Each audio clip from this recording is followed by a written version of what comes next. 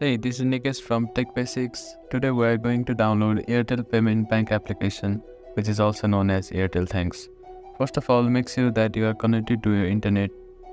After that, find App Store on your device and click on it.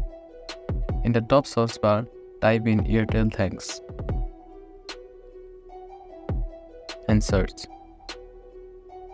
Scroll down a little bit, you will see Airtel Thanks Recharge and UPI. Click on that and click on the cloud shaped icon.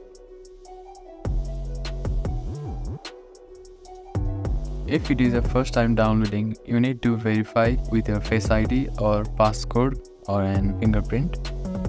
I have already downloaded before, so I do not need to verify. After that, click on open and you can enjoy your Airtel Thanks application. Thank you for watching this video. Please do like, share and subscribe to our channel. And if you have any queries, feel free to comment down below. Thank you.